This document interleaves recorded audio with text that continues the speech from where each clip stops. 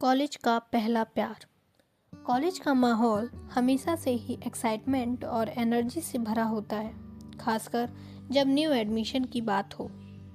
Freshers का welcome करने के लिए इस बार भी थर्ड ईयर के स्टूडेंट्स ने एक शानदार फ्रेशर्स पार्टी प्लान की। यह पार्टी हर साल की तरह खास थी, लेकिन इस बार यह खास तौर पर दो लोगों की ज़िंदगी बदलने वाली थी, रोहन और नंदिनी।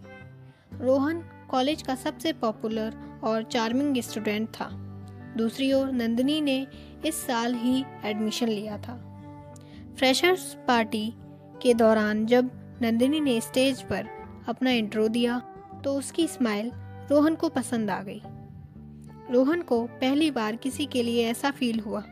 उसकी नज़रें बार बार नंदिनी पर जा रही थीं। वो नई लड़की, उसकी स्माइल में कुछ खास है। रोहन ने अपने दोस्त अर्जुन से कहा।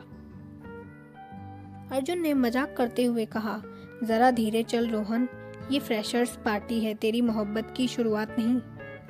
पार्टी खत्म होने के बाद रोहन ने नंदिनी से बात करने का बहाना ढूंढा।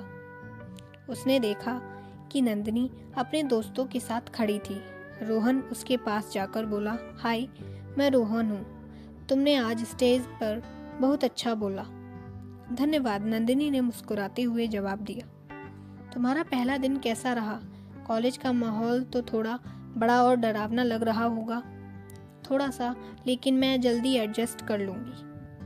रोहन ने महसूस किया कि नंदिनी उसकी बातों में इंटरेस्ट ले रही है। यह उसके लिए एक अच्छी शुरुआत थी। अगले कुछ दिन में रोहन ने नंदिनी से दोस्ती करने की पूरी कोशिश की। कभी लाइब्रेरी में मदद करने के बहाने, तो कभी कैंटीन में बैठकर बातों का सिलसिला बढ़ाने के जरिए।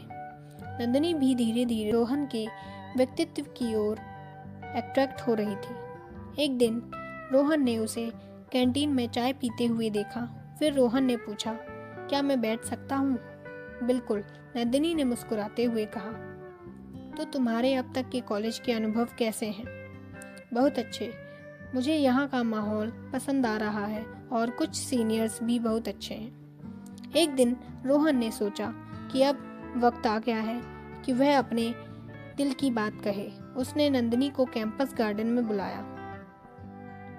नंदिनी, मैं तुमसे कुछ कहना चाहता हूँ। मैंने कभी किसी को इतनी जल्दी पसंद नहीं किया, लेकिन तुमसे मिलने के बाद सब बदल गया। मैं तुम्हें समझने, तुम्हारे साथ टाइम स्पेंड करने और तुम्हारे करीब रहने का मौका चाहता हूँ। क्या तुम मुझे यह मौका दोगी? नंदिनी कुछ देर चुप रही। फिर उसने कहा, रोहन, मैं जानती हूँ कि तुम सच्चे हो, लेकिन मुझे थोड़ा टाइम चाहिए। रोहन ने मुस्कुराते हुए कहा, जितना वक्त चाहो, मैं इंतज़ार करूँगा।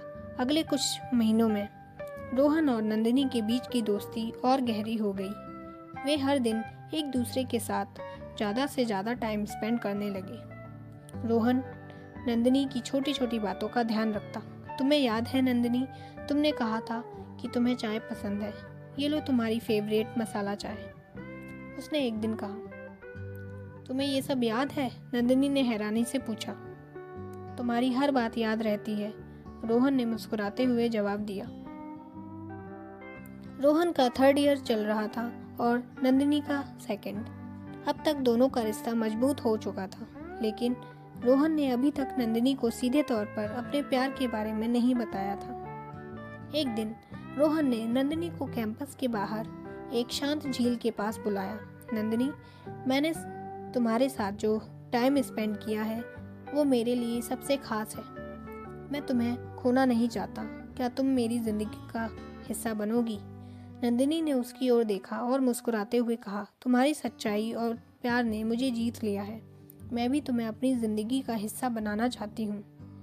दोनों ने अपने रिश्ते को सीक्रेट रखा, क्योंकि कॉलेज में गॉसिप बहुत जल्दी फैलती है।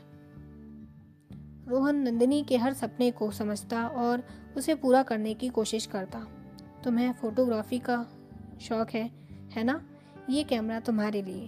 अब तुम अपने सपने पूरे कर सकती हो, उसने नंदिनी को तोहफा देते हुए कहा। रोहन, तुम हर बार मुझे चौंका देते हो, नंदिनी ने भावुक होकर कहा। थर्ड ईयर के फाइनल एग्जाम्स नज़दीक आ रहे थे। रोहन और नंदिनी ने तय किया कि वे अपनी पढ़ाई पर ध्यान देंगे। हमेशा तुम्हारे साथ होने का मतलब ये नहीं कि मैं तुम्हारे सपनों के बीच आऊं। पढ़ाई सबसे ज़रूरी है, रोहन ने कहा। तुम्हारे जैसे सपोर्टिव पार्टनर के साथ मुझे कुछ भी असंभव नहीं लगता, नंदिनी ने जवाब दिया। थर्ड ईयर की फेयरवेल पार्टी में रोहन ने सबके सामने नंदिनी को प्रपोज किया। नंदिनी, मेरी ज़िंदगी के हर पल को खूबसूरत बनाने के लिए धन्यवाद। मैं तुम्हारे साथ अपनी पूरी ज़िंदगी बिताना चाहता हूँ। क्या तुम मुझसे शादी करोगी? नंदिनी ने खुशी से हाँ कहा और पूरे कैंपस ने तालियों की गड़गड़ाहट के साथ उन्हें बधाई दी।